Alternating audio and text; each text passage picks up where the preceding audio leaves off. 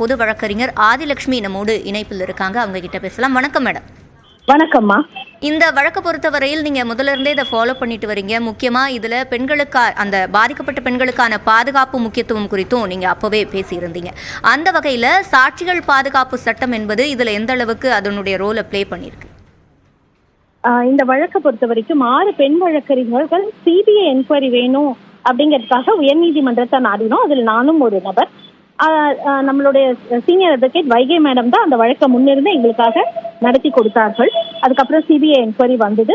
இந்த வழக்கை பொறுத்த வரைக்கும் பாத்தீங்கன்னா இன்னைக்கு ஒரு தீர்ப்பு, அதுல அனைவரும் குற்றவாளிகள் என்று தீர்ப்பின் சாராம்சம் வரவில்லை.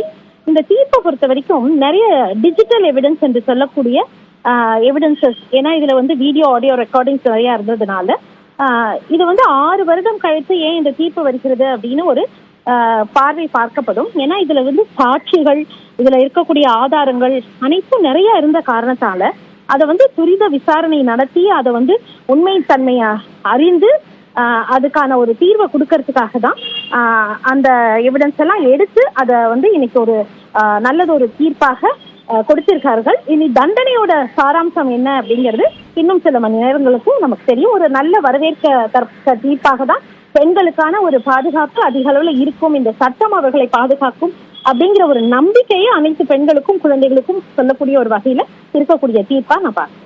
முக்கியத்துவம் வாய்ந்த இந்த வழக்கோட தீர்ப்பு என்பது சமூகத்துல என்ன தாக்கத்தை ஏற்படுத்தும்? அதாவது ஒரு வழக்குல ஒரு தீர்ப்பு, அந்த தண்டனை கொடுக்கறதுனால குற்றங்கள் குறையும் அப்படிங்கிறது ஒரு சிலரோட எண்ணமா இருக்கலாம். அப்படி நம்ம எடுத்துக்க முடியாது. ஆனா சட்டத்தின் மீது நம்பிக்கை இல்லாமல் இருக்கக்கூடிய ஒரு நிலை அதை தகர்த்தெறிந்து இல்லை, சட்டம் நமக்கு உறுதுணையாக இருக்கும்.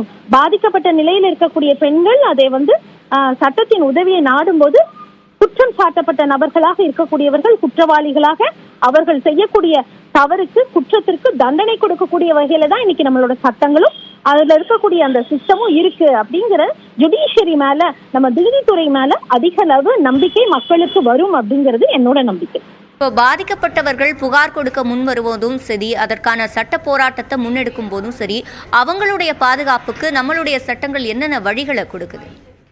பொதுவாகவே நீங்க ஒரு குற்றம் நடைபெறும் போது அதை மறைக்கும் போதுதான் நீங்க ஒரு விக்டிம் ஸ்டேஜ்லயோ இல்ல விக்டிமை சப்போர்ட் பண்ற சிஸ்டம்ல இருக்கக்கூடியவர்கள் அதை வெளியே சொல்லாம மறைக்கும் பொழுதுதான் நம்ம நமக்கான எதிர்வினை ஏற்படும். நீங்க சட்டத்தின் பாதுகாப்பை எடுக்கும் பொழுதும் உங்களுக்கான பாதுகாப்பு துரித நடவடிக்கை எடுத்து கண்டிப்பாக இருக்கும். நம்ம மறைச்சு நம்ம வெளியே சொல்லாம நம்ம அதை கையாளும் போது அந்த சிஸ்டம் நமக்கு வராது, நம்ம கையில இல்லாது. ஆனா நீங்க அந்த குற்றவாளி இவங்க தான் என் மேல இந்த குற்றத்தை செஞ்சாங்க அப்படின்னு தைரியமா ஒரு பெண்ணோ அந்த பெண்ணை சார்ந்தவங்களும் அதை வெளியே கொண்டு சொல்லும் போது இந்த வழக்குல கூட ஒரு சில விஷயங்கள் வெளியே வந்துருச்சு.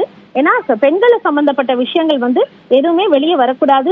சமூக வலைத்தளங்களாகட்டும், சோசியல் மீடியா ஆகட்டும், அதை பத்தின எஃப்ஐஆர் கூட வெளியே போகக்கூடாது. ஒரு சமீபத்துல இருந்த ஒரு வழக்குல கூட எஃப்ஐஆர் வெளியே இந்த மாதிரி விஷயங்கள் சில நேரங்களில் நடக்கும்போது நம்மளுக்கு ஒரு அச்சத்தை ஏற்படுத்தும். ஆனா சட்டத்தை பொறுத்த வரைக்கும் எல்லாத்தையுமே ஒரு ரகசியம் காப்பாற்றி அதை பாதுகாத்து அந்த பெண்களோட பெயர்களையோ முகவரிகளோ உறவினர்கள் பெயர்களையோ அது சம்பந்தப்பட்ட விஷயத்தையோ காவல்துறை கிட்ட இருந்தோ மீடியா கிட்ட இருந்தோ பொதுமக்களுக்கு இல்ல எல்லா நீதிமன்றத்துக்கு போகிறத தவிர இன் கேமரா ப்ரொசீடிங்ஸ் என்று சொல்லக்கூடிய உள்ளறை விசாரணை அவர்களோட பத்தின எந்த தகவலும் வெளியே போகாம பாதுகாப்போடு தான் இந்த சட்ட திட்டங்கள் நமக்கு இருக்கு. அதை நம்ம கடைபிடித்தாலே பெண்களுக்கான பாதுகாப்பு, பாதிக்கப்பட்ட பெண்களுக்கான பாதுகாப்பு அதிக அளவில் இருக்கும். அதை சுற்றி அவர்களுக்காக உதவி செய்வர்களுக்கான பாதுகாப்பும் அதுல அறிவிக்கப்பட்டிருக்கிறது. நிச்சயமா பாதிக்கப்படுறவங்களுக்கு பாதுகாப்பு இருக்கு அப்படின்றதுக்கு இந்த வழக்கோட இந்த விவரங்கள் கூட ஒரு விழிப்புணர்வை ஏற்படுத்தலாம். அதே போல எந்த தன்மையுடைய வழக்கா இருந்தாலும் அதுல எவிடன்ஸும் முக்கியத்துவம் வாய்ந்ததா இருக்கு. அந்த வகையில இந்த வழக்கிலையும் அது நிரூபணமாகி இருக்கு. இணைப்பில்